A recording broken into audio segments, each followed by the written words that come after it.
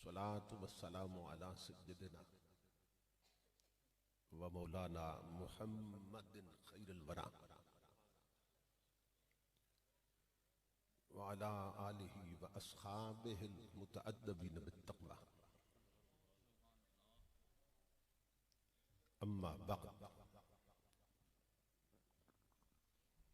फ़अऊज़ु बिल्लाहिस समीइल Aleem मिनश शैतानिर रजीम।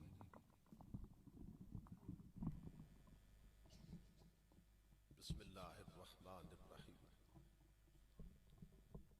Light बंद करवा दें। ये पहले ही आपको साइड पे लगानी चाहिए थी। लाइटें बंद कर दो।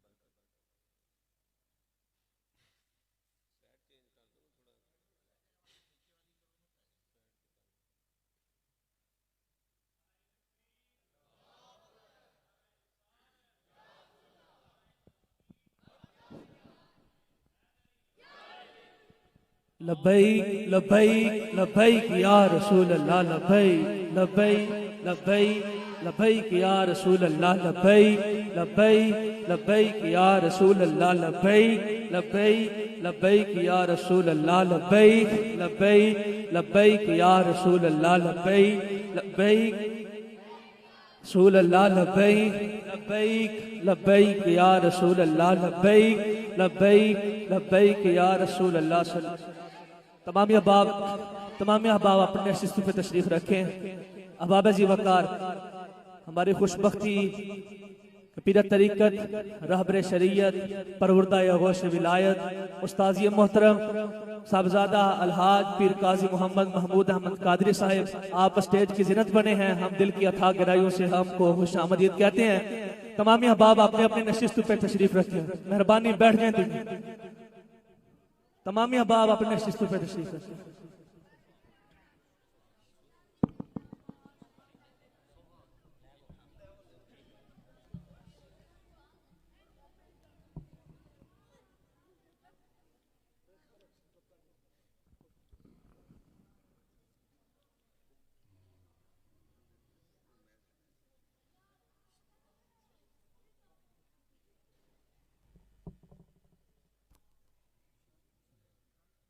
खिताब डिस्टर्ब हो जाएगा, इसको लाइट को बंद कर दें।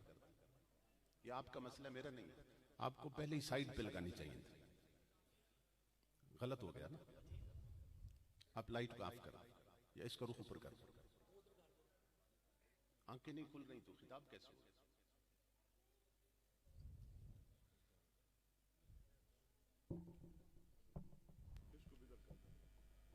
इसका रुख भी थोड़ा चेंज कर।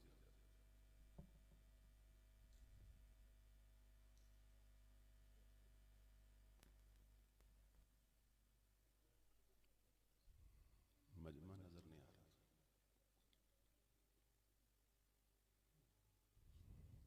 बिस्मिल्लाहिर्रहमानिर्रहीम।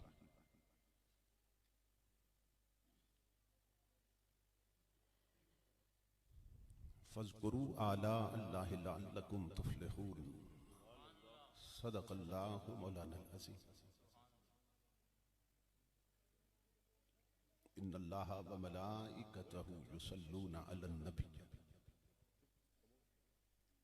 या अय्युहल्लज़ीना आमनू सल्लू अलैहि व सल्लिमू तस्लीमा।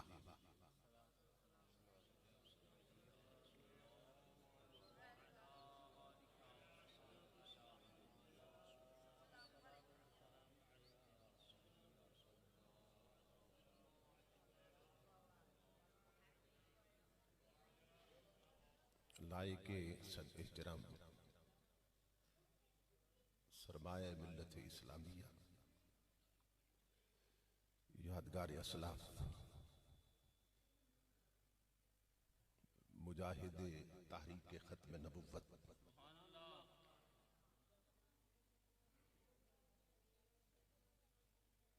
जिगरगोशा शेखुल मशाइख मोहतरमुल मुकाम हज़रत क़िबला पीर काजी मोहम्मद महमूद साहिब दामत बरकातुहुल आलिया,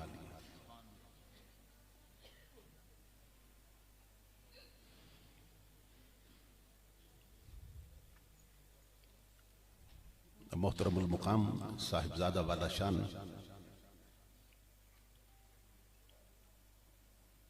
हजरत साहिबजादा पीर शमसुन नूर चिश्ती साहिब दामत बरकातुहुल कुद्सिया,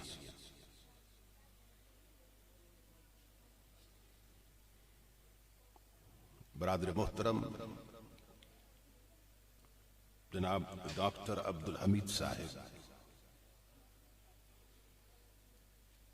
शेख तरीकत हजरत किबला पीर सैयद आबिद हुसैन शाह साहिब,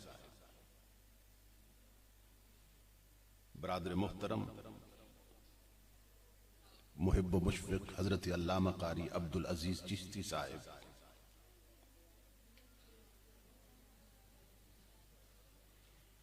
और दीगर मुअज़्ज़ज़ मशाइख़ उलमाए किराम और मोहतरम हाज़रीन व सामिईन, अल्लाह रब्बुल इज़्ज़त का लाख लाख शुक्र है कि जिसने अपनी तौफीक खास से आपको और मुझे आज की इस अजीम शान अजीमुल मकासिद और कसीरुल बरकात कॉन्फ्रेंस में हाजिरी का शरफ अता किया और अपना और अपने महबूब मुकर्रम सल्लल्लाहु ताला अलैहि वसल्लम का जिक्र पाक और पैगाम अजीम सुनने और सुनाने की तौफीक अता फरमाई।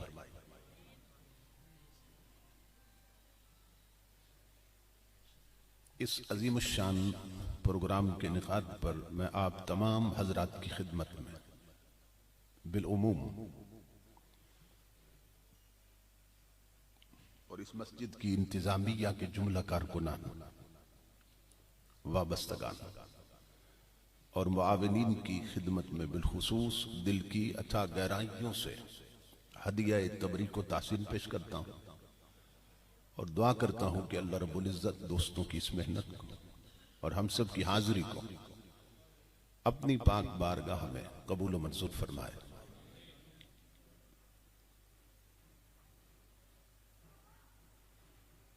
मैं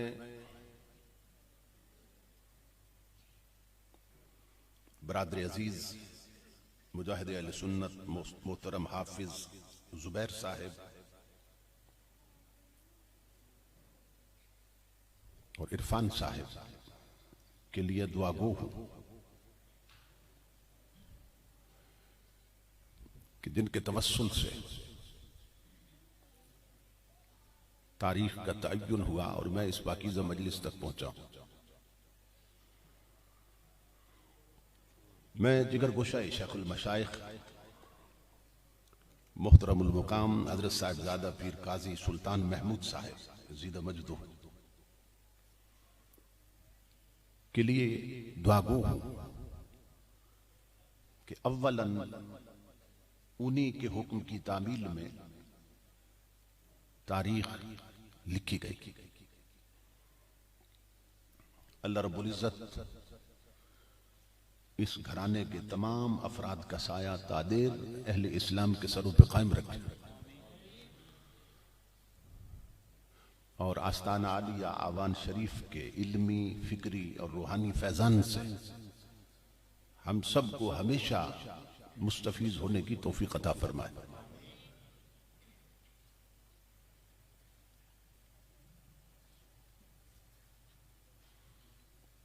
मेरे जिम्मा जो उन्वान लगाया गया है उसका ताल्लुक इस्लाह अहवाल के साथ,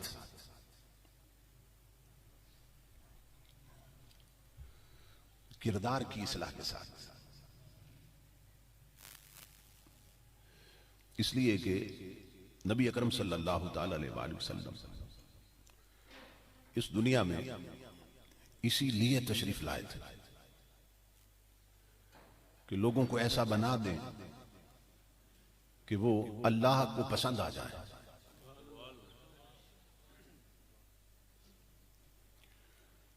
सिलसिला नबुव्वत और रिसालत को अल्लाह रब्बुल इज़्ज़त ने इसीलिए जारी किया था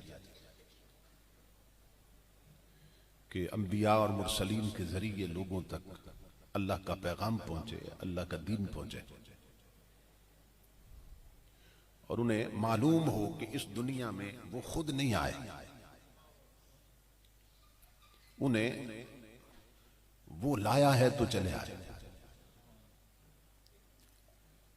और चूंकि खुद नहीं आए इसलिए यहां अपनी मर्जी से रह भी नहीं सकते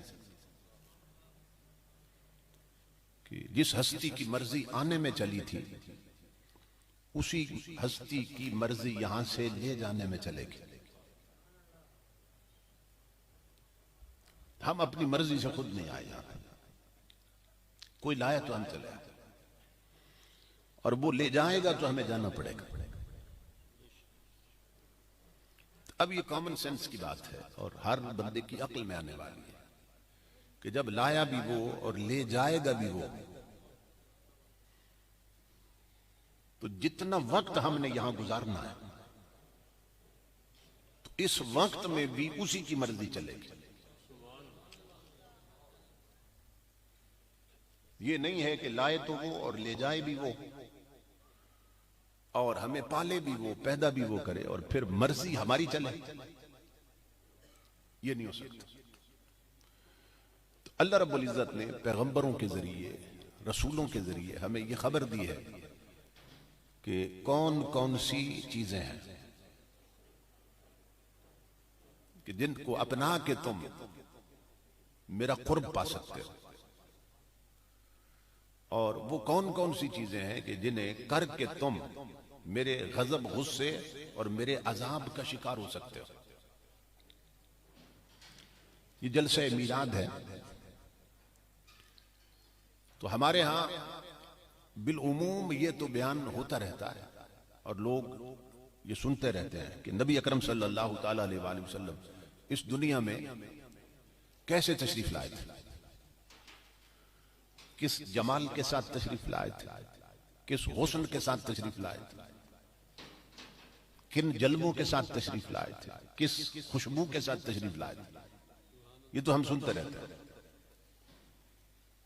लेकिन हमारी अक्सरियत ये भूल चुकी है कि हुजूर इस दुनिया में क्यों तशरीफ लाए थे।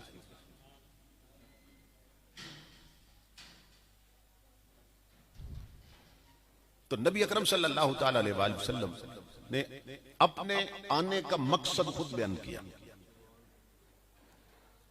यानी हुजूर ने खुद वजाहत फरमा दी कि हुजूर इस दुनिया में क्यों आए।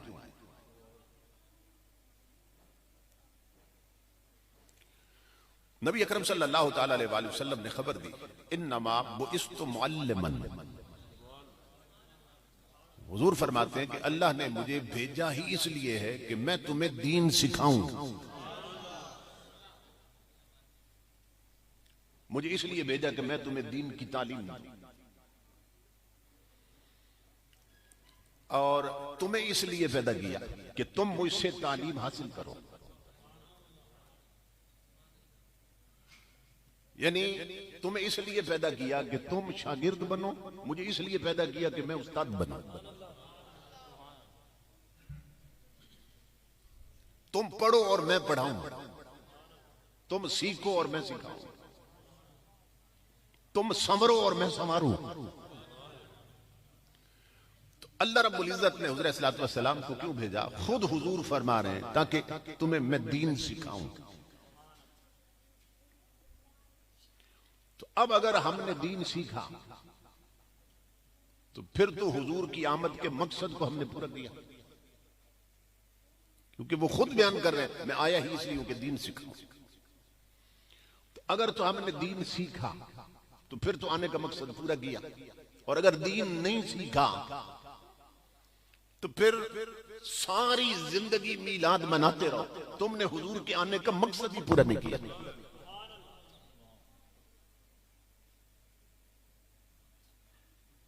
इसलिए बड़ी तवज्जो से मेरी गुजारिश सुननी।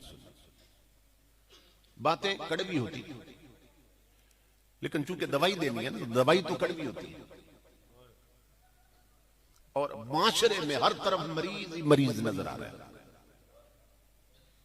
और मरीजों को ताफियां नहीं दी जाती, मरीजों को दवाई दी जाती है। हमारे स्टेजों पर अक्सर ऐसा हो रहा है कि मरीजों को लॉलीपॉप दे रहे हैं, उन्हें टॉफियां देकर और मरीज कर रहे हैं, जबकि उन्हें दवाई की जरूरत है।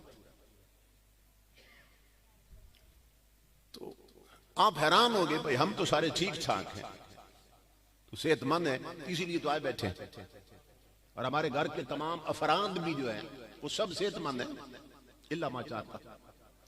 तो ये मरीज क्यों कह रहे हैं? अब मैं मर्ज गिनने लगा। हम सब मरीज हैं, अलग अलग मर्जों के मरीज। कोई झूठ बोलने का मरीज, कोई कम तोलने का मरीज, कोई मिलावट वाला माल बेचने का मरीज, कोई गरीबों की जमीनें दबाने का मरीज, कोई गीबत करने का मरीज,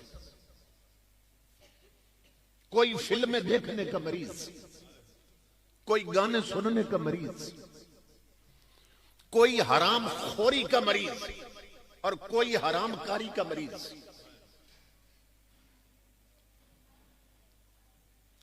कोई रिश्वत लेने का मरीज, कोई नमाज छोड़ने का मरीज, कोई कुरान न सीखने का मरीज, कोई साहिब निसाब होने के बावजूद ज़कात न देने का मरीज, कोई साहिब इस्तिताअत होने के बावजूद हज न करने का मरीज, कोई क्रिकेट मैच के लिए जुमे छोड़ने का मरीज, घरों में बेशुमार माए बहने बेटियां जो टीवी पर ड्रामा देखते हुए नमाजें छोड़ने की मरीज, बहुत सी माए बहने बेटियां बन समर कर मेकअप करके बेपर्दा बाजारों में फिरने की मरीज,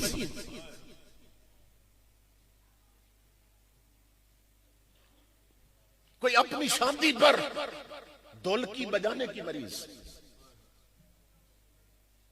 कोई डेक लगाने का मरीज, कोई अपनी ही बहू बेटियों को बना संवार कर शादियों पर गैर महरम लोंडों से वीडियो और फोटो बनाने का मरीज।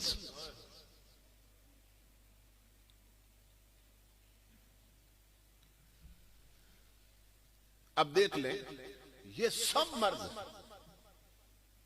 कोई रोमांचक नावल पढ़ने का मरीज, कोई आवारागर्दी का मरीज, कोई चोरी का मरीज, कोई डकैती का मरीज, ये सब मर्ज हैं। और हर शख्स की जुबान पे ये लफ्ज आता है कि कुरान हकीम में ये लिखा है। हम लफ्ज कुरान बोलते हैं ना, तो साथ लफ्ज बोलते हैं हकीम। कुरान हकीम ये कहता है, कुरान हकीम में ये लिखा है। तो इसका मतलब ये कि हम मानते हैं कुरान हकीम है, और हम ये भी जानते हैं कि हम सारे बीमार हैं। तो फिर सवाल ये, जब कुरान हकीम और हम सब बीमार, तो फिर इस हकीम से अपना इलाज क्यों नहीं कराते?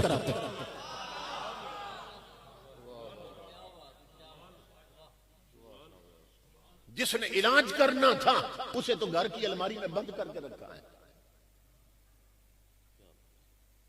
मुसलमानों के घर में जाओ ना तो पूछना पड़ता है कुरान पाक कहां रखा है। टीवी पूछने की जरूरत नहीं होती, एलसीडी पूछने की जरूरत नहीं होती, फिल्मी मैगजीन पूछने की जरूरत नहीं। वो सामने टेबल पे रखे, टीवी सामने दीवार पे सजा रखा, कुरान अलमारी में छुपा रखा। जिसे सामने रखना था उसे छुपा दिया, और जिसे छुपाना था उसे सामने सजा रखा। एक हदीस पाक में नबी अकरम सल्लल्लाहु ताला अलैहि वसल्लम ने कुर्बे क़यामत की 70 अलामतें बयान की। मेरी उम्मत में ये बुराई भी फैल जाएगी, ये बुराई भी फैल जाएगी, ये बेहयाई फैल जाएगी। तो फिर समझना अल्लाह का अज़ाब अब करीब। उनमें से 3 अलामतें बतौर खास हुज़ूर सल्लल्लाहु अलैहि वसल्लम ने बयान की। हुज़ूर ने फरमाया वहुल्लियतिल मसाहिब, व सुव्विरतिल मसाजिद व तुव्विलतिल मनाइर। इस एक हदीस पर मेरा 16 घंटे का खिताब है, पूरी डिटेल के साथ मैंने वो 70 की 70 अलामतें बयान की, 70-72 अलामतें। इमामुल अंबिया फरमाते हैं मेरी उम्मत पे वक्त आएगा हर घर में कुरान सजा संवरा पड़ा होगा। कई घरों में ना कुरान पर वेलवेट का गिलाफ है, मखमल के गिलाफ।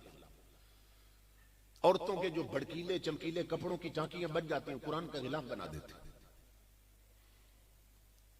और महंगा से महंगा कुरान कीमत के एतबार से,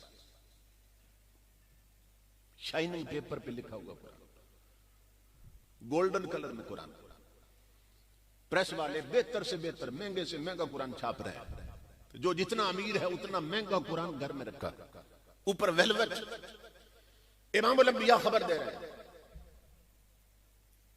जब कुरान हड्डियों पे लिखा जा रहा था, जब कागज नहीं मिलता था कुरान लिखने के लिए, जब खजूर की छाल पे लिखा जा रहा था, जब बड़ी बड़ी सिलों पे कुरान लिखा जा रहा था, उस वक्त हुजूर ने खबर दी मेरी उम्मत पे वक्त आएगा हर घर में कुरान सजा संवरा पड़ा होगा, मगर पढ़ने वाला कोई नहीं होगा। आज देख ले कितने घर हैं कि जहां फजर के वक्त उठ के घर वाले कुरान पढ़ते हैं।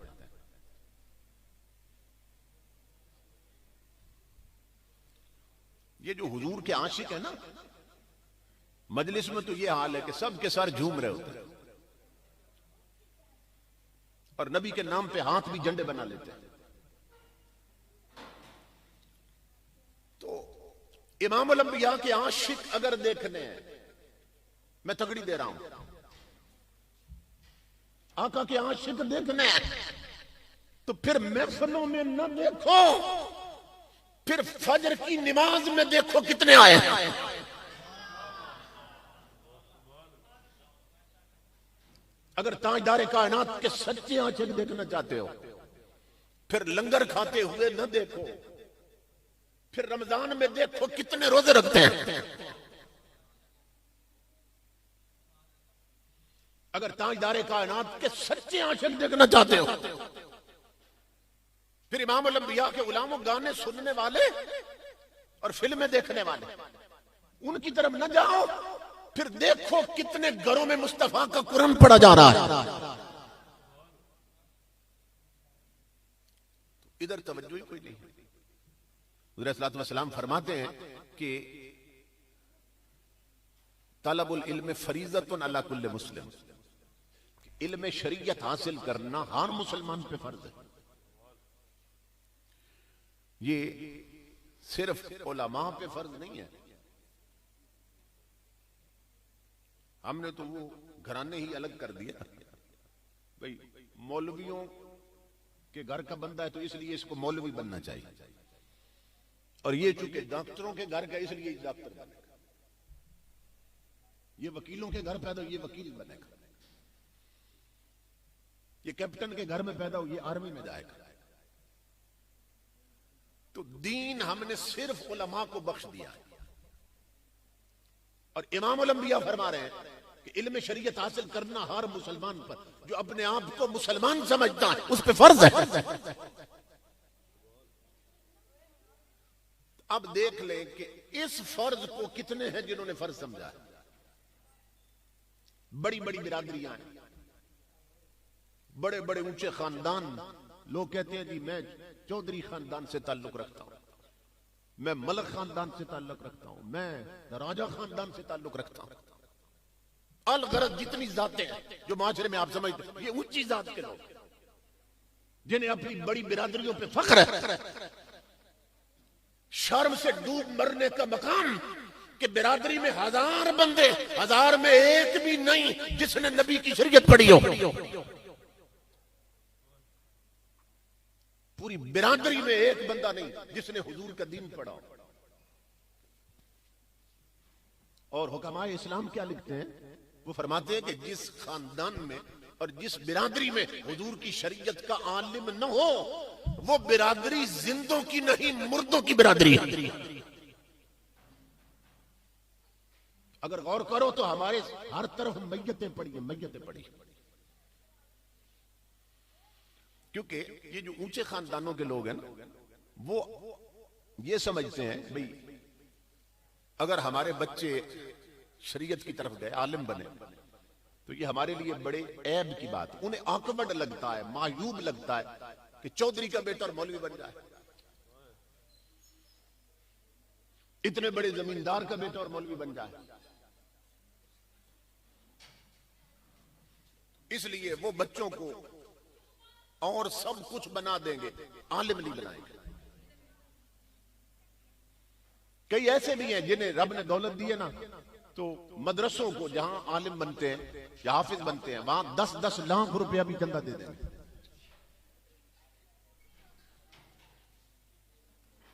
यानी 10 लाख रुपया देना आसान है उसके लिए, मगर आका के दीन के लिए अपना एक बेटा नहीं देगा।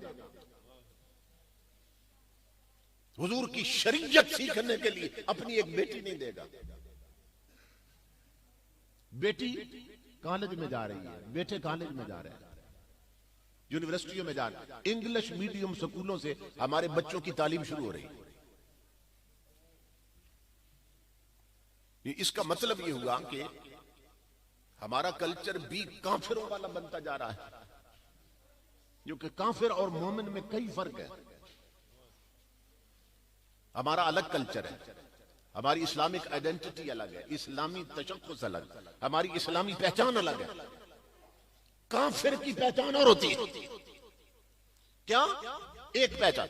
काफिर की औलाद जब कुछ सीखने के काबिल होती है तो वो सबसे पहले उसकी गुट्टी में दुनिया की तालीम रखता है। और मोमिन का कि जब उसके बच्चे कुछ सीखने के काबिल हों तो सबसे पहले उनकी गुट्टी में नबी का कुरान रखता है। अगर मुसलमान का बच्चा भी जब कुछ सीखने के काबिल हो तो सीधा इंग्लिश मीडियम स्कूल में ही पहुंच जाए और उसकी तालीम भी ABC से शुरू हो, तो फिर काफिर में और मोमिन में फर्क क्या रहा?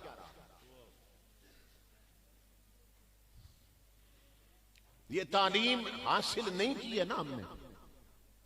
इसी सबब से अक्सर लोग उनके घरों में 4-4 कनाल में कोठियां और बंगले हैं, मगर चूंकि नबी की शरीयत नहीं पड़ी, उन्हें मालूम ही नहीं कि घर में जब टॉयलेट बनानी थी तो उसका रुख किधर करना था।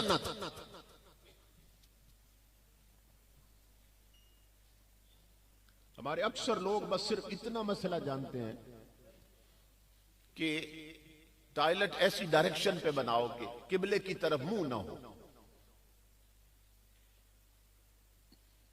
किबले की तरफ मुंह नहीं होना चाहिए, बस इतना मसला जानते हैं। और ये नहीं जानते कि हुज़ूर सल्लल्लाहु अलैहि वसल्लम ने सिर्फ मुंह से मना नहीं किया। इमामुल अंबिया फरमाते हैं जब रफ़े हाजत करने लगो तो किबले की तरफ न मुंह करो न पुश्त करो किबले की तरफ। लेकिन बड़े बड़े बंगले हैं, बड़ी बड़ी कोठियां हैं, वहां टॉयलेटें ही शरीयत के खिलाफ नहीं। फिर इमामुल अंबिया के गुलाम हो, लोग ले जाते हैं ना हमें, जी कोठी बनी आके दुआ कर दे, बंगला बनाया दुआ कर, फिर दिखाएंगे कमरे दिखाएंगे, फिर किचन दिखाएंगे, फिर कहेंगे जी ये किचन देखें, इस पर हमने 50 लाख लगाया। कहेंगे ये टॉयलेट में शाइनिंग टाले लगी है, चमकने वाले मार्बल लगा टॉयलेटों में, कहेंगे जी 25 लाख तो हमारा टॉयलेट पे लग गया। जिस कोठी और जिस बंगले में किचन पर 50 लाख लग गया, लेटरीन पर 25 लाख लगा, शर्म का मुकाम है, क्योंकि नबी की शरीयत नहीं पड़ी। उस कोठी में आका की सुन्नत के मुताबिक बैठकर वुजू करने के लिए 2 टूटियां न लग सकी। वो बेसन बने खड़े होके मर्द भी वहीं पे मुंह हाथ धोते हैं, या अगर किसी को कोई वुजू की तौफीक मिले तो वो उधर ही खड़ा होकर वुजू करता है और करती है वुजू। और उससे इतने छींटे पड़ते हैं कि जो कपड़े पाक है वो भी नापाक हो जाता है। और फिर जब पांव धोने लगते हैं मर्द या औरत, वो ऊपर टांग उछाकर उसके अंदर पांव रखते हैं। बेसन के अंदर जो पांव पाक थे वो भी नापाक कर दिए। इमामुल अंबिया के गुलामों, ये सोचने की बात कि मुसल्ले पर औरतें जब नमाज शुरू करती हैं तो क्या वो मर्दों की तरह हाथ उठाती हैं? जब मुसल्ले पे खड़ी होती, इंटेंशन क्या है? खालिस बंदगी अल्लाह की, अल्लाह की खालिस बंदगी करने लगी। तो औरत मर्दों की तरह हाथ उठाती है? नहीं, मर्द उठाते हैं कानों की लौ तक, लेकिन औरत के लिए क्या हुक्म है? चादर के अंदर ही ना, यूं ही हाथ उठाए यूं, और नाफ के नीचे नहीं बांधने, ये ऊपर ही बांधे, चादर के अंदर उठाए और ऊपर ही बांधे। तो मर्द जब नाफ के नीचे बांधते तो औरत ऊपर क्यों बांध ले? मर्द जब कानों तक उठाते हैं तो औरत अंदर ही अंदर क्यों उठाए? तो बताया जा रहा है कि औरत के जिस्म का स्ट्रक्चर और है, ढांचा और है जिस्म का। औरत और मर्द में अल्लाह ने फर्क रखा। तो औरत भी अगर मुसल्ले पर मर्दों की तरह हाथ उठाए, उसका सीना और छातियां जाहिर हो जाएंगी और उसकी बेपर्दगी होगी।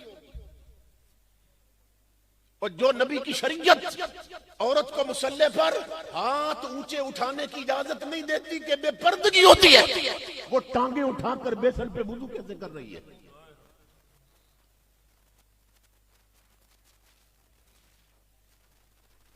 ये तसव्वुर करें। मुसल्ले पर भी अल्लाह रब्बुल इज्जत ने औरत के पर्दे का हया किया और फरमाया कि मर्दों की तरह हाथ नहीं उठाने। बेशक तू मेरी बंदगी और इबादत करने लगी, लेकिन औरतों मुझे अपनी वो इबादत भी कबूल नहीं जिसमें औरत का पर्दा खराब हो जाए।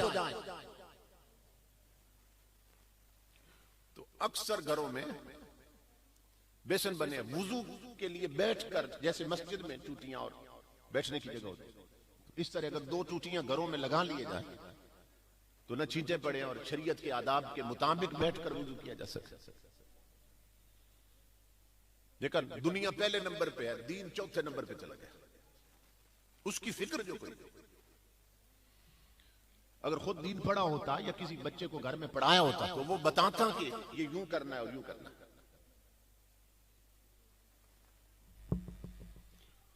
इसी दौर का वाकया, ये कुछ अर्सा पहले की बात, पाकिस्तान का कमिश्नर मर गया। कमिश्नर, ये डीसी से भी ऊपर का ऑफिसर होता है, डिप्टी कमिश्नर से भी ऊंचा अफसर, कमिश्नर। वो मर गया, लेकिन बाप ने उसे सिर्फ अंग्रेजी पढ़ाई थी, क्योंकि वालिदैन का ये शौक है ना, बच्चा मुसलमान बने ना बने अफसर जरूर बनना चाहिए।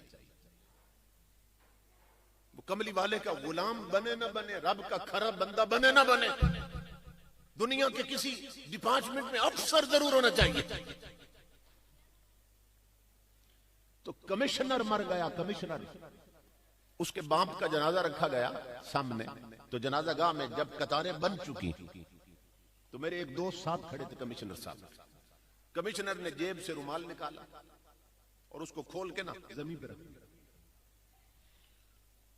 तो वो साथी पूछने लगे, कमिश्नर साहब आपने रुमाल जेब से निकालकर सामने जमीन पे क्यों रखा है? तो कमिश्नर साहब कहने लगे कि नीचे न दरी है, जनाजा गाह में चटाई भी कोई नहीं, तो जब सजदा करेंगे तो सारा मुंह गंदा नहीं हो जाएगा?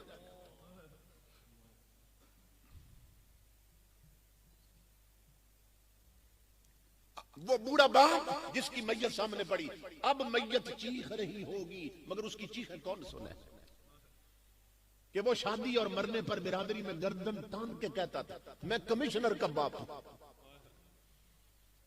मेरा बेटा कमिश्नर है, जिसकी गर्दन में सरिया रहता था बेटे के लिए, कि मैं अफसर का बेटा बाप हूं। अब उसकी मैयत चीख रही होगी कि मैं कितना बदनसीब बाप कि मेरा बेटा कमिश्नर बन गया, मगर उसे ये इल्म ना आ सका कि नमाज जनाजा में सजदा होता है कि नहीं होता है।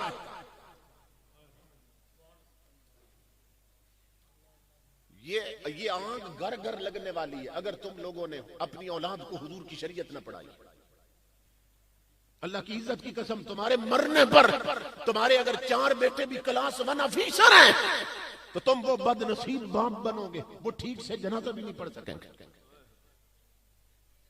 जनाजे की दुआएं नहीं आती उन्हें, जनाजे का तरीका नहीं मालूम।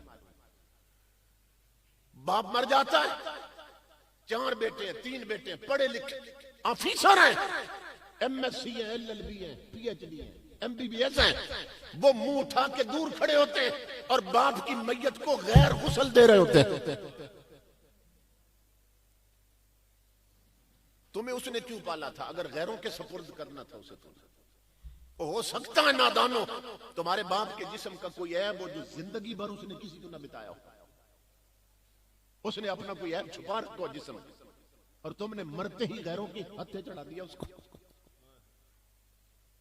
ये शरीयत का कानून है कि मैयत को गुस्ल वो दे जो बंदा अमीन हो, अमानतदार हो।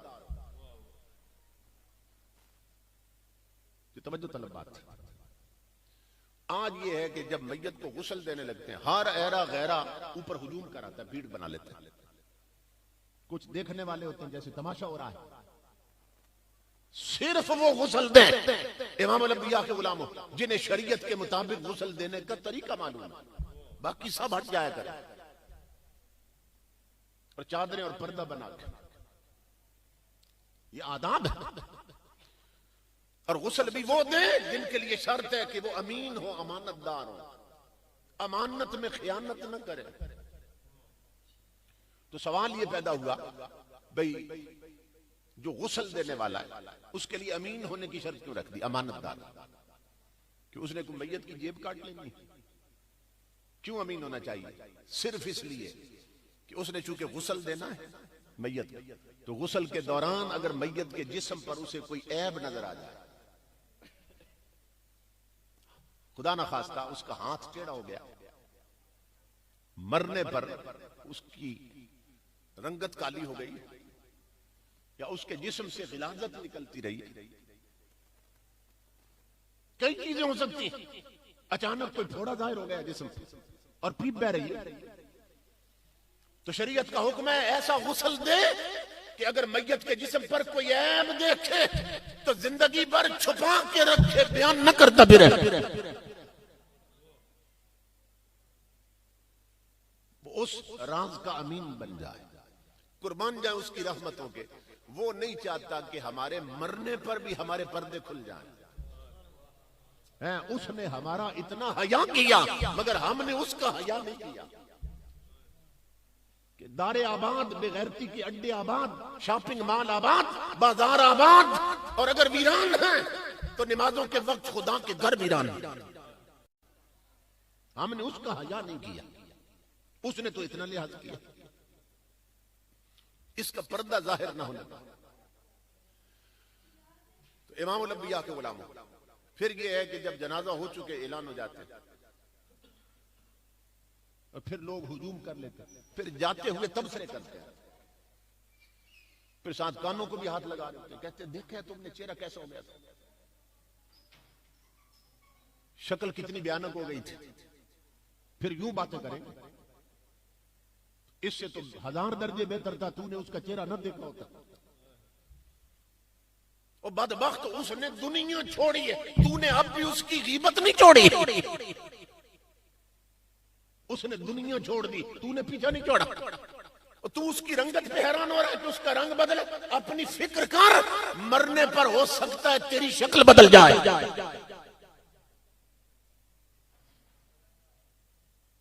तरीका यह है कि जब कोई फौत हो जाए ना, तो सर से पांव तक उसके जिस्म को चादर से ढांप दिया जाए। बाकी तफसीलात आप अपने उलमा से पूछ सकते हैं। जब कोई फौत हो रहा हो तो उस वक्त क्या करना है, जब फौत हो चुके तो फिर क्या करना। तो ये सारी चीजें इमाम अल-अंबिया ने फरमाया कि इल्म शरीयत हासिल करना हर मुसलमान पे फर्ज, यानी जिस पर नमाज फर्ज है ना, उस पर नमाज के मसले सीखना भी फर्ज है। जिस पर वुजू फर्ज है, वुजू का तरीका सीखना भी फर्ज है उस पर। जिस पर ज़कात फर्ज है, उसके लिए ज़कात का निसाब और उसके तरीके और उसके मसले सीखना भी फर्ज है। जिस बंदे पर हज फर्ज है उसके लिए हज के मसाइल सीखना भी फर्ज है। अगर कोई दुकानदार है तो इस्लाम ने दुकानदारी और तिजारत के उसूल क्या बताए, वो सीखना उसके लिए फर्ज है। जो जिस डिपार्टमेंट में, जिस शोबे में, जिंदगी के जिस मरहले में, उस मरहले के लिए, उस शोबे के लिए इस्लाम के मसाइल सीखना उसके लिए फर्ज है। लेकिन इस फर्ज को किसने फर्ज समझा? और कल जब मैदान क़यामत में हिसाब होना है तो कतारें लग जाएंगी। तो इल्म शरीयत हासिल करना ये सबके लिए जरूरी है। और हुजूर ने अपनी बेशत का मकसद ही ये बताया, मैं इस दुनिया में क्यों आया हूं, इसलिए आया हूं ताकि मैं तुम्हें शरीयत की तालीम दूं। और तालीम को इतनी अहमियत दी हुजूर ने, ये सुनो। हुजूर दाता साहब लिखते हैं अपनी किताब में, इमाम फखरुद्दीन राजी लिखते हैं, इमाम अल-अंबिया के पास एक गुलाम बैठा था, बड़ी मोहब्बत भरी गुफ्तगू हो रही थी। जिब्राइल अमीन आए और आके हुजूर को खबर दिया, आका ये जिसके साथ मोहब्बत भरी बात हो रही है ना, इसकी जिंदगी के सिर्फ चंद मिनट रह गए, ये फौत होने वाला, ये जा रहा है दुनिया से मेरे आका। इमाम अल-अंबिया की आंखें अश्कबार हो गई। हुजूर सल्लल्लाहु अलैहि वसल्लम ने अपने उस गुलाम को बता दिया, फरमाया मेरे गुलाम तेरी जिंदगी के चंद मिनट रह गए, अब जो करना है कर ले। आप सोचिए कोई आज हम में से होता तो घर दौड़ जाता कि चंद मिनट रह गए तो मैं बीवी बच्चों से मिल लूं, घर वालों से मिल लूं। और कोई सोचता कि मर तो वैसे जाना है, दो चार मार के क्यों ना मरूं। कोई कुछ सोचता, कोई कुछ सोचता। वो पहले हुजूर के दूर थोड़ा बैठा था और करीब हो गया। कुर्बान जाए, उन्हें तालीम हुजूर ने दी, उन्हें तरबियत हुजूर कर रहे थे, वो और करीब हो गया और रोकर अर्ज करने लगा, मेरे आका पिछली सारी जिंदगी तेरे कदमों पे लुटाई है, अब आखिरी वक्त मां से पूछने जाऊं क्या करना, अब बाप से पूछने जाऊं क्या करना। मेरे आका मैं नहीं जाऊंगा मां और बाप की तरफ। क्यों? कि मुझे मालूम है कि मेरी मां इतनी मेहरबान नहीं जितना मेरा रसूल करीम है।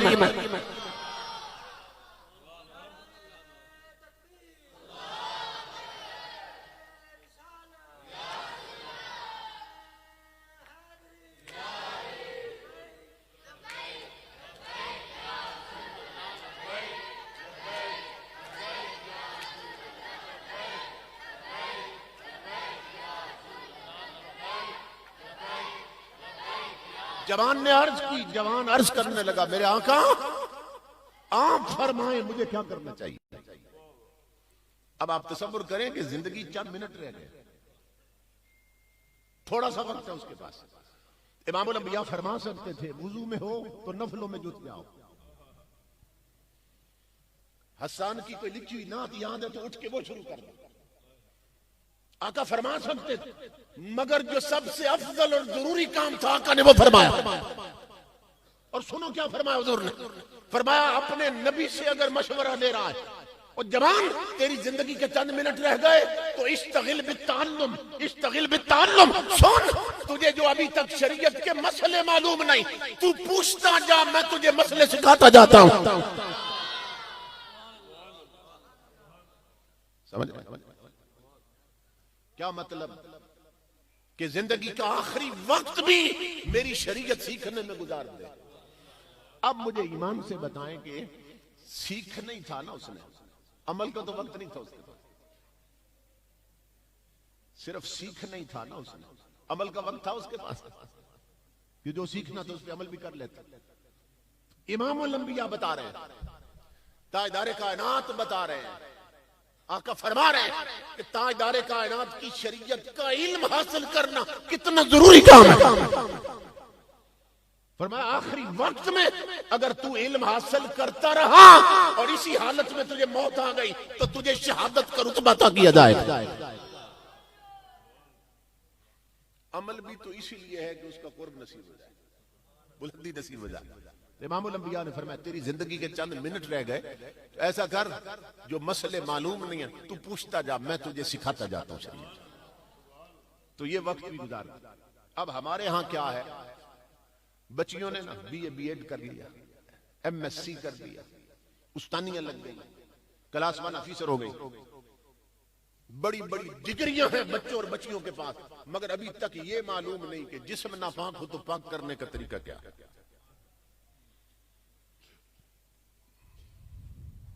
बड़े बड़े पढ़े लिखे जवान, उनसे पूछ लें कि वुजू के दौरान जब मसा करते हैं, मसा करते हैं तो मसा गर्दन पे करना है या गले पे करना है?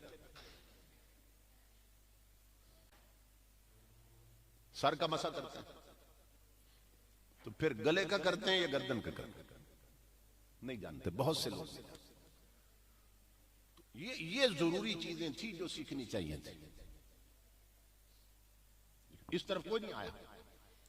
और उल्टा ये है कि ऊंचे खानदान के लोगों ने, उन्होंने समझा कि हुजूर की शरीयत सीखना ये गरीब लोगों का काम है।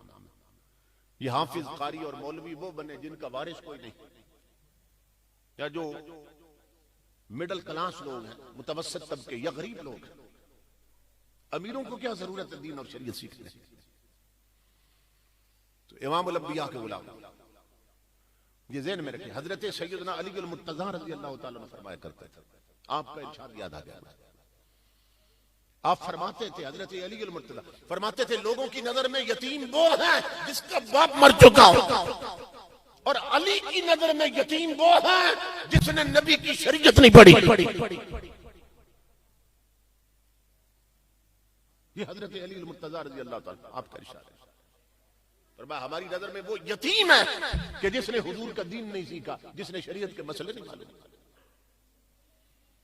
तो इमामुल अंबिया फरमाते हैं, मैं इस दुनिया में इसलिए आया हूं ताकि मैं शरीयत की तालीम दूं।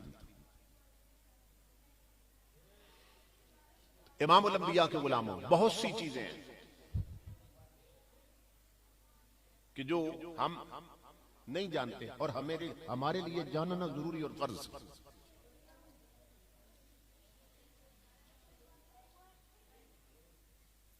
नबी अकरम सल्लल्लाहु तआला अलैहि वसल्लम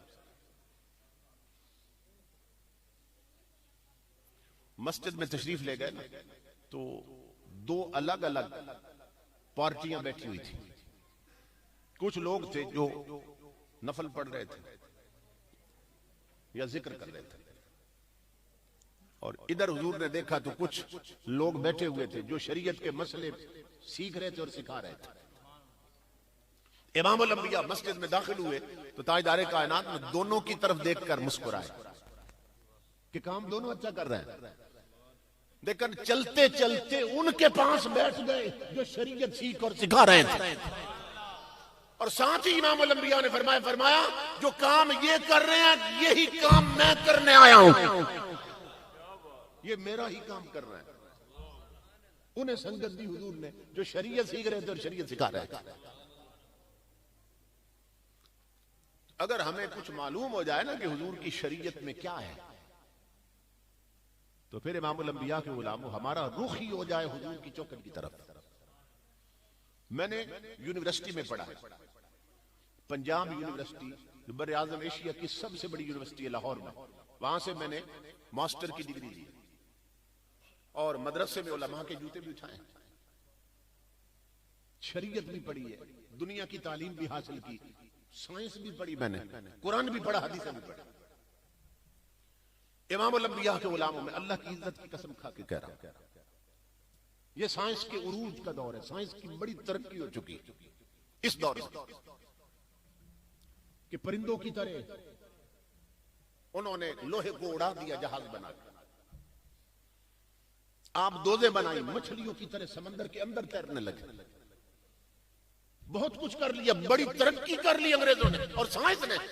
लेकिन इस साइंस के क्लाइमैक्स के दौर में, उसके कमाल के दौर में, आज साइंस की जिस मुकाम पर इंतहा हो रही है वहां से नालैन मुस्तफा की इब्तिदा हो रही है।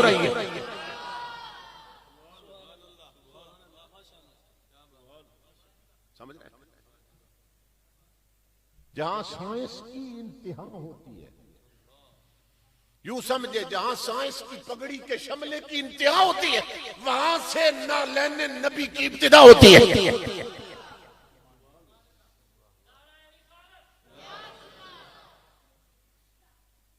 हमारे बच्चों को पढ़ाए कौन, सिखाए कौन, इस तरफ लगाए कौन? असल मसला ये है। कॉलेजों का माहौल वो है कि हमारे सिलेबस से इस्लामी चीजें निकाली जा रही है। फिर हमारा इलेक्ट्रॉनिक मीडिया, हमारा प्रिंट मीडिया, फिर हमारा सोशल मीडिया, ये दिन रात पूरी कौम को बेहया बना रहा है। जिन घरों की चार दीवारियों में कभी नबी का कुरान गूंजता था, अब वहां केबल के कनेक्शन है, छतों पे दो दो डिशें लगी हैं, बड़े बड़े टीवी चल रहे और 24 घंटे वहां तवाइफों के गाने चलते और फिल्में चलती हैं। जिन खानदानों की बहू बेटियों के पांव की पुश्त पर भी गैर महरम की कभी नजर नहीं पड़ी थी, आज उनकी बहू बेटियां आधे नंगे जिस्म लेकर बाजारों में फिर रही हैं। इमामुल अंबिया ने खबर दी थी, हुजूर की हदीस सुनिए। ताजदार अंबिया ने फरमाया, मेरी उम्मत पे एक वक्त आने वाला है और वो वक्त आ चुका है। खबर उस वक्त दी थी हुजूर ने, फरमाया मेरी उम्मत पे वक्त आने वाला है। किस बात का? फरमाया ला युबालिल मरु मा अखज़ मिनहु अम मिनल हलाल अम मिनल हराम। इमामुल अंबिया ने फरमाया मेरी उम्मत पे एक वक्त आएगा, एक जमाना आएगा, कलमा मेरा पढ़ेंगे, उम्मती मेरे कहलाएंगे, मगर उन्हें परवाह ही नहीं होगी हलाल करते हैं कि हराम कर रहे हैं। हलाल और हराम की तमीज खत्म हो जाएगी, उन्हें परवाह ही नहीं होगी कि ये जो काम कर रहे हैं ये जायज है या नाजायज। और वो वक्त हम पे आ चुका है। इमामुल अंबिया के गुलाम हुज़ूर सल्लल्लाहु अलैहि वसल्लम की हदीस पाक है। एक और हदीस में हुजूर ने फरमाया, और मिंबर पे खड़े थे हुजूर और मस्जिद भरी हुई थी। इमामुल अंबिया ने फरमाया, सहाबी कहते हैं हमने सुना लाना रसूलुल्लाह सल्लल्लाहु अलैहि वसल्लम अर्रजुला यलबसु लिब्सतल मरअत वल मरअत तलबसु लिब्सतर रजुल। इमामुल अंबिया ने मिंबर पे फरमाया मेरी उम्मत के उन मर्दों पर लानत हो कि जिन्हें अल्लाह ने मर्द बनाया और वो दाढ़ी मूछे मुंडवा कर औरतें बने फिरते हैं।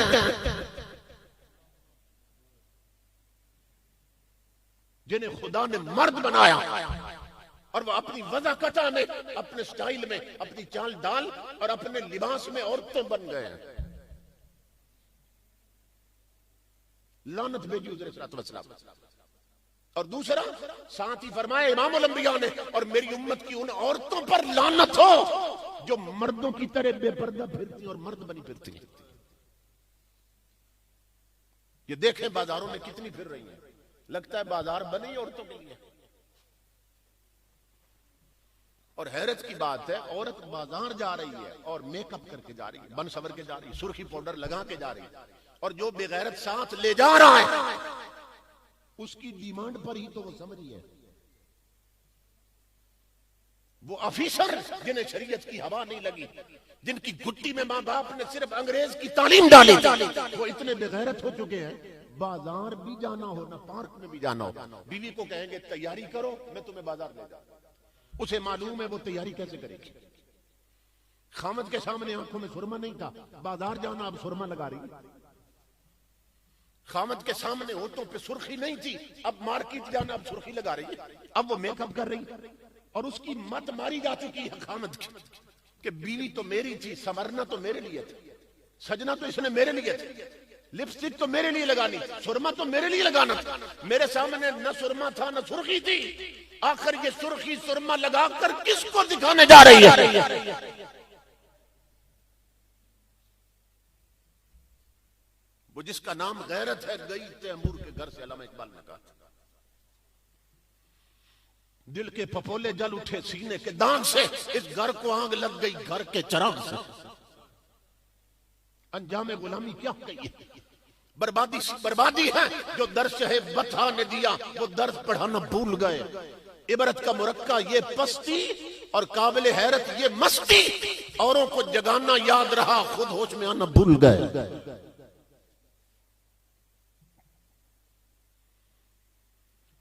आज घर में औरतों को कौन समझाए, हलाल और हराम की तमीज खत्म हो गई। और बहु बेटियों ने लिबास वो पहन लिया, वो लिबास पहनना ही शरीयत में हराम है और नाजायज।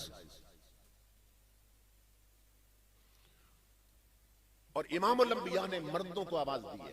अब हुजूर की हदीस सुने, इसमें हुजूर ने मर्दों को खिताब किया, अपनी उम्मत के मर्दों, हर दौर के मर्दों। फरमाया मेरी उम्मत के मर्दों, मुर्दे न बनो, मर्द बनो। अल्लाह ने मर्द बनाया, मर्द बनो। फरमाया इज़ा जा उमूरुकुम इला निसाइकुम फबतनुल अर्द खैरुल लकुम मिन ज़हरिहा। फरमाया अगर तुम्हारे घर के सारे मामलात औरतों के हाथ में चले जाएं कि बच्चियों का लिबास कैसा होना चाहिए, ये फैसला अगर बीवी ने करना, औरत ने करना, और खामद चुप। घर में शादी होने वाली है, ढोल की बजनी है कि नहीं, वीडियो बननी है कि नहीं, गाने चलने हैं कि नहीं, बहू आ रही है तो उसका लहंगा कैसा होना चाहिए, बेटी जा रही है तो उसके कपड़े कैसे होने चाहिए, ये फैसला औरत कर रही है। मर्द ने मुंह में दही जमा रखी है, वो बाजार से बेगैरती पर मबनी कपड़े खरीद लाती है कि यहां तक बाजू नंगे होते हैं, गरिबान इतना खुला है कि नेक लाइनें नजर आती है, और इतना टाइट लिबास है कि जिस्म के खदो हाल नजर आते हैं। लेकिन मां ने फैसला कर रखा, वो कहती बेटी के कपड़े मैं खरीदूंगी। शादी पे रस्में क्या चलनी है, ये फैसले औरतें कर रही हैं। इमामुल अंबिया फरमा रहे मेरी उम्मत के मर्दों, अगर घर के सारे फैसले औरतों ने करने हैं तो फरमाया फिर तुम्हारे लिए जिंदा रहने से मर जाना बेहतर है। ये हदीस रसूल है। फरमाया फिर मर जाओ अगर फैसले औरतों ने करने हैं। तुम मर्द क्यों हो, फिर तुम्हारे लिए जमीन के अंदर उतर जाना बेहतर है, फिर गैरत से मर जाओ। ये हुजूर ने फरमाया। आज इमामुल अंबिया के गुलामों, पूरी उम्मत इल्ला माशाअल्लाह, सिवाय चंद लोग, उन्हें छोड़कर इस दलदल में गिर चुकी है। तरतीब जो शरीयत ने और हुजूर ने बताई थी ना, हमने वो तरतीब बदल दी, जिसके वजह जवाल के इस दर्जे पे आ गए हम। पता है घर की तरतीब क्या होनी चाहिए? तरतीब ये होनी चाहिए कि जितनी औरतें हैं वो अपने खामदों मर्दों के पीछे चले। अभी बात मुकम्मल नहीं हुई। देखो ना, टोपी पगड़ी सर के लिए होती है, जूती और जुराबें पांव के लिए होती है। जो बंदा इस तरतीब को बदल दे, वो कहे नहीं मैं तो टोपी पांव में और जुराबे सर पे पहनूंगा, तो हर कोई कहेगा ये पागल हो गया। तरतीब बदल दी हमने, तरतीब। इमामुल अंबिया तरतीब बता कर गए कि अगर चाहते हो इसी दुनिया में घर जन्नत बन जाए तो फिर तरतीब ये बनाओ कि सारी औरतें मर्दों के पीछे चले और सारे मर्द मेरे मुस्तफा के पीछे चले।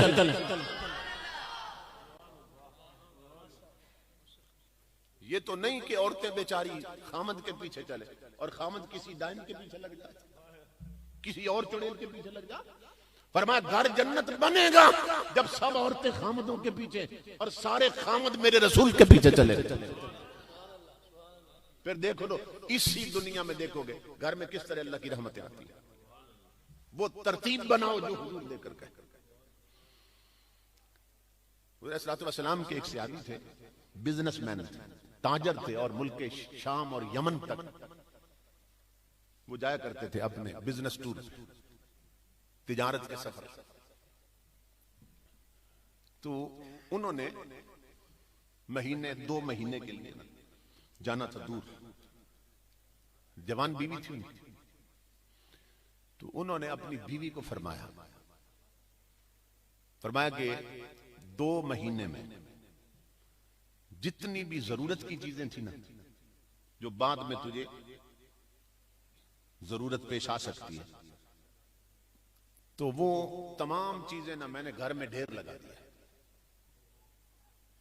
कपड़े हैं, जो भी जरूरत की चीजें हैं घर में, तो मैंने ना पूरे 2 महीने का सामान रख दिया घर में। तो मैं तुम्हें हुक्म देके जा रहा हूं कि कुछ भी हो जाए तूने घर से बाहर नहीं निकलना। ये हुजूर के जमाने का जाहिरी जमाने की बात सुना रहा हूं, आप सुनेंगे ईमान ताजा हो जाए। हुजूर तरबियत करने आए थे, दीन सिखाने। कैसा सिखाया था हुजूर ने उन्हें?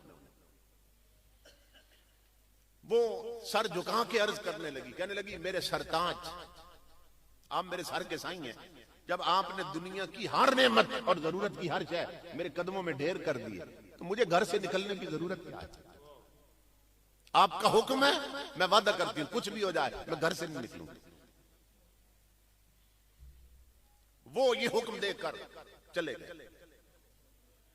अल्लाह का करना ऐसा हुआ कि उस लड़की के, उस औरत के मेके से बंदा आ गया, पेके से बंदा आ गया और पैगाम लाया कि तेरा बाप जो बीमार था हकीमों ने ला इलाज करार दे दिया, और वो कहते हैं कि अब चंद घड़ियों का मेहमान है, किसी वक्त भी मर जाएगा। तो मरने से पहले पहले आ और अपने बाप से मुलाकात कर ले। चंद घड़ियों का मुसाफिर है, जाने वाला है, बाप मर रहा है, आओ और मिल जाओ बाप का। वो कहने लगी मेरे खामद का हुक्म था घर से नहीं निकलना, मैं पहले अपने नबी से मशवरा लूंगी। उसने पैगाम भेजा हुजूर की तरफ, मेरे आका खामद का ऑर्डर था, हुक्म था कि घर से नहीं निकलना कुछ भी हो जाए, लेकिन अब पेके से बंदा आ गया, बाप मर रहा है, तो क्या मैं बूढ़े बाप का आखिरी दीदार करने जा सकती हूं? आका से पूछने के लिए बंदा भेजा उसने। इमाम अल-अंबिया ने पैगाम भेजा, फरमाया मेरी उस बेटी को बताओ, अती ज़ौजक, बेटी अपने खामद की मान,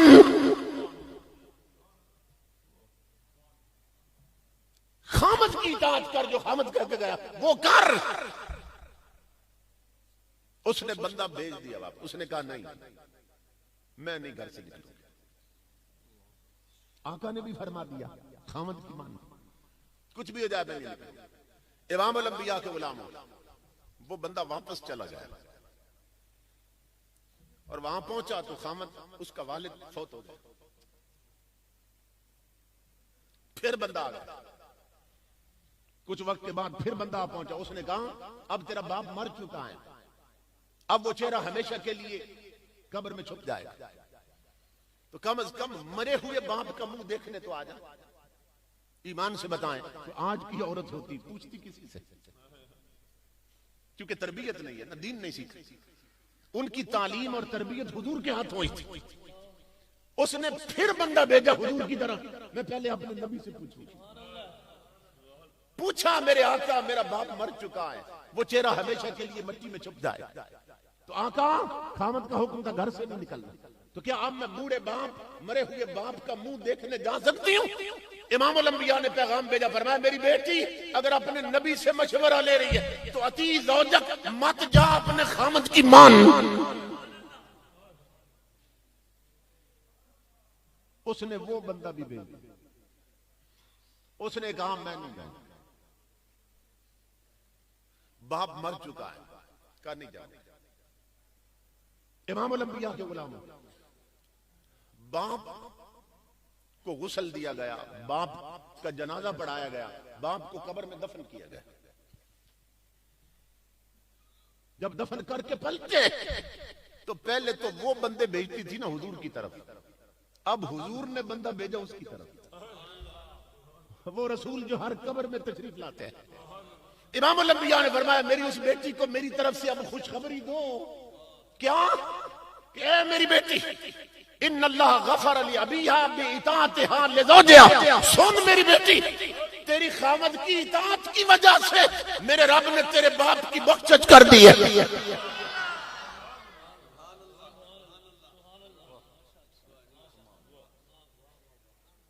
मेरी बेटी खामद की तूने मानी है तो तेरे इस अमल पर अल्लाह इतना खुश हुआ है कि उसने तेरे बाप को भी जन्नती कर दिया।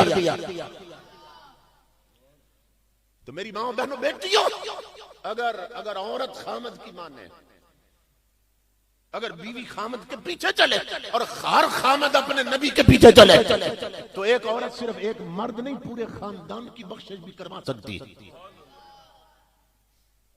इसलिए हमें आना है हुजूर की चौखट की तरफ, हमें आना है हुजूर की शरीयत की तालीम की तरफ।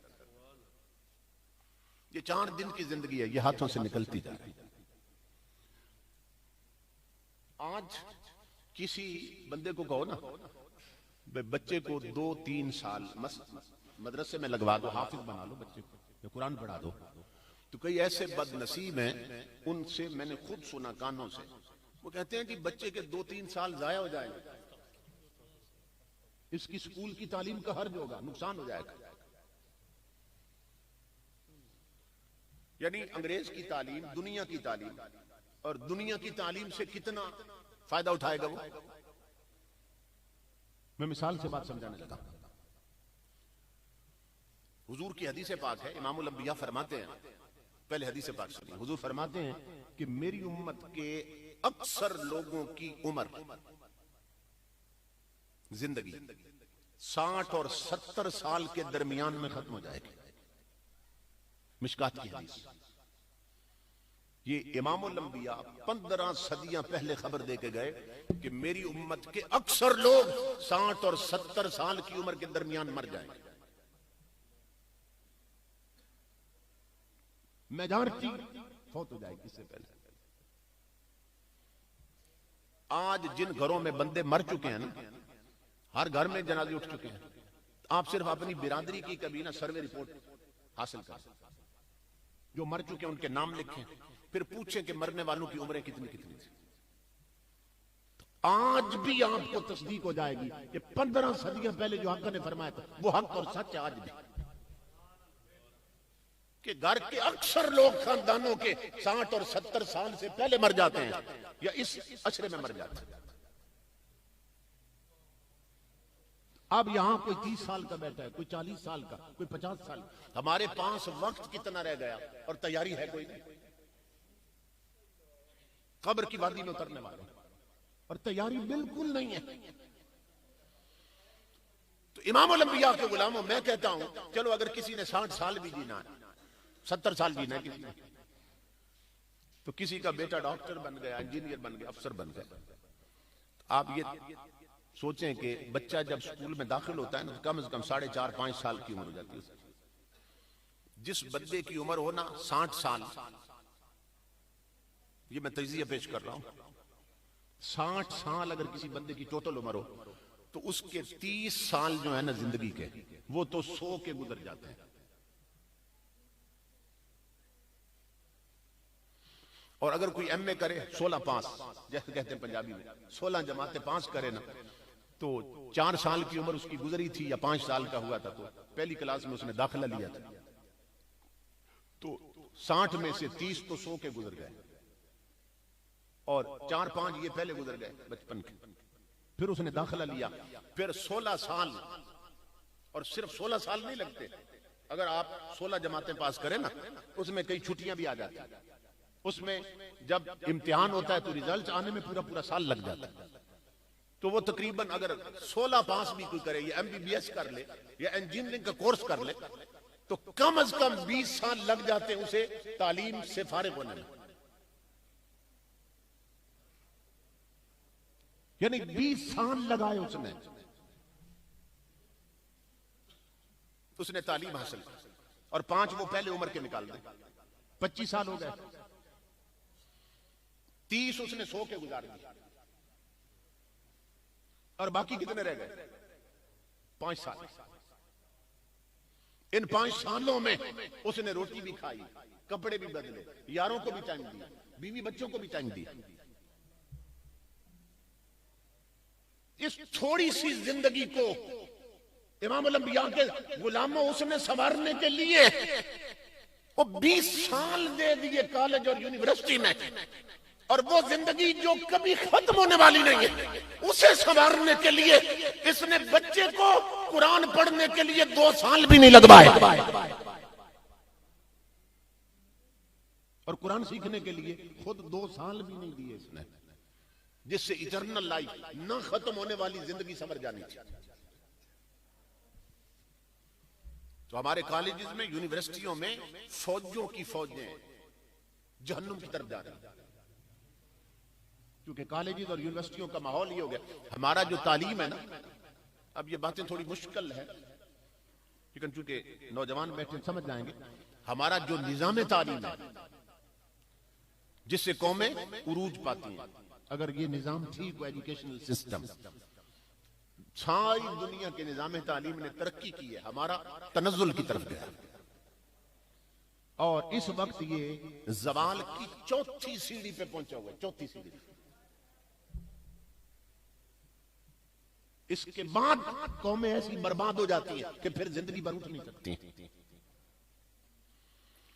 पहला हमारा जो निजाम तालीम था, पहले जब हम बचपन में पढ़ते थे तो जितने हमारे तालीमी इदारे थे ना, सब नेशनलाइज कौमी इदारे, पूरी कौम की अमानत।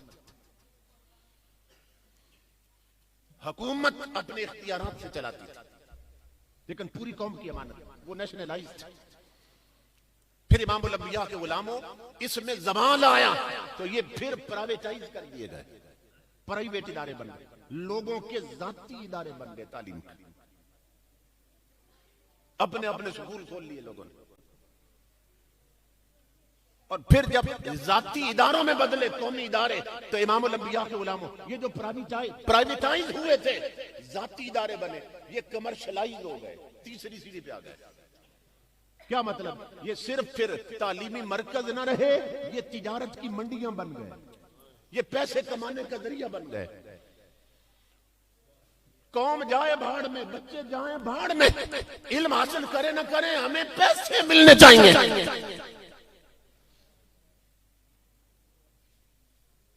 ये बहुत बड़े तिजारत के मरकज बन गए तालीमी इदारे और इमामुल अंबिया के गुलामों।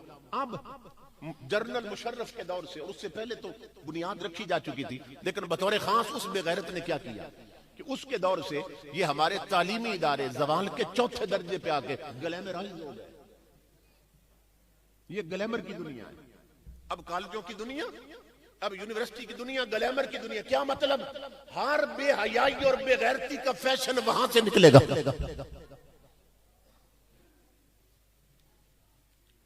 तो अगर आप चाहते हैं मेरे आका के गुलामों कि आपकी नस्लों में हुजूर का दीन रहे और बच्चों की गर्दन में हुजूर की गुलामी के पटे रहे, और अगर आप चाहते हैं कि बच्चे जहन्नुम से बच जाएं और नस्लें आग में उतरने से बच जाएं, तो फिर अपने घर में कम से कम एक बच्चा, उसको हुजूर की शरीयत का आलिम बनाता, उसके जरिए फिर हुजूर का दीन घर तक पहुंचेगा और इस्लामी फिक्र कायम रहेगी, इस्लामी तशख़्ख़ुस कायम रहेगा।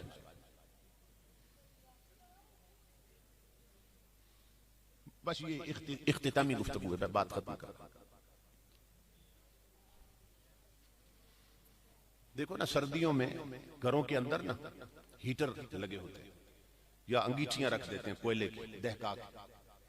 अगर कोई छोटा सा बच्चे हो घर में, तो दादियां नानियां हर घर का फर्द बच्चों पे नजर रखते हैं, कहते हैं उधर ध्यान रखना, हीटर की तरफ न चला जाए, कहीं अंगीठी में न गिर जाए, और अगर खुदा ना खास्ता किसी का हाथ लग जाए कोयले को, जल जाए हाथ, पूरा घर चीख उठता है, ले जाओ डॉक्टर के पास, हाय बच्चे का हाथ जल गए, कितनी परेशानी और टेंशन बन जाती। तो ये आग जो अपनी हिद्दत में 70 दर्जे कम है उस जहन्नुम की आग से, इसको तो सिर्फ हाथ लगे तो तू परेशान होता है, हाथ जल गया बेटी और बेटे, और तुझे नहीं मालूम कि जो तालीम तू दे रहा है, तेरी नस्लें जिस रास्ते पे चल रही हैं, ये जहन्नुम की उस वादी में उतरने वाली है जहां ऐसी आग लगेगी जो लगेगी तन पर और मन तक भून के रख देगी। कुरान में अल्लाह साहब की खबर दे रहा है, तत्तलिउ अलल अफिदा, फरमाया लगाएंगे ऊपर जिस्मों के बाहर, मगर वो दिलों तक चढ़ जाएगी अंदर तक। हमारी नस्लें जहन्नुम की उस आग में उतरने वाली, इसलिए अपने बच्चों को हुजूर की गुलामी में लाओ। सारी इज्जतें, सारी अजमतें ताजदारे कायनात की गुलामी से मिलती। और यहां तारीख के लब्बैक के कारकुन है इमामुल अंबिया के गुलामों, उनके प्लेटफॉर्म से पैगाम दे रहा हूं। पूरी दुनिया ने देखा कि जिसकी मां ने उसे हाफिज बनाया था, जिसके बाप ने उसे आलिम बनाया था, और जिसके पीर ने उसे मुजाहिद बनाया था, वो व्हील चेयर पर भी बैठा तो तख्त वाले भी उसके नाम से डरने लगे।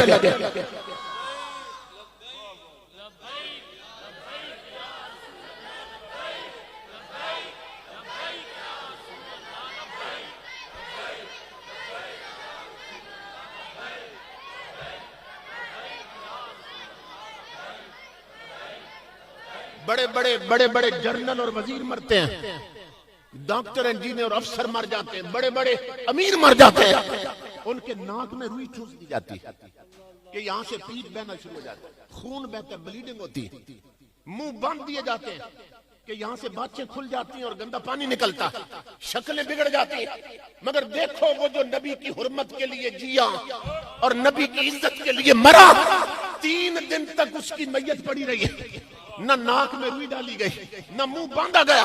3 दिन के बाद जनाजा उठा आज के रसूल का, तो उसका चेहरा गुलाब और मोतिये को भी शर्मा रहा था।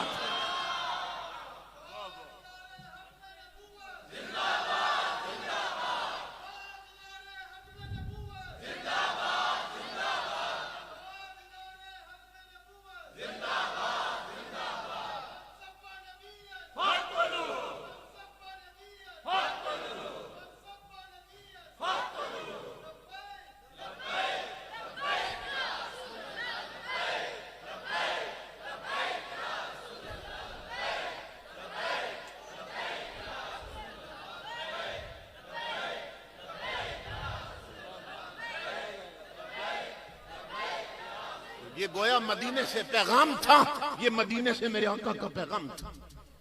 दुनिया भर देखो मेरे आशिक के चेहरे की तरफ, उसका जनाजा उठा हुआ है, देखो नूर आंखों में तो चेहरों पे उजाले होंगे, मुस्तफा वालों के अंदाज निराले होंगे।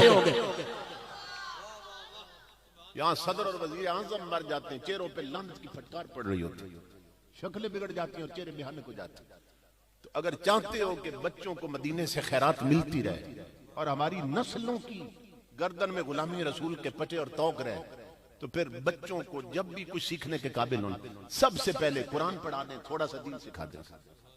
वैसे तो पूरा दिन सिखा दे तो सोने पे सुहागा हो जाएगा, लेकिन यह है कि 2-3 साल मदरसे में लगवाएं ताकि कुरान पढ़ जाए, जरूरी मसले शरीयत के सीख जाए, फिर उसको डॉक्टर बनाए, इंजीनियर बनाए, जो मर्जी बनाए, लेकिन सबसे पहले हुजूर का गुलाम बनाए, सबसे पहले अल्लाह का खरा बंदा बनाए।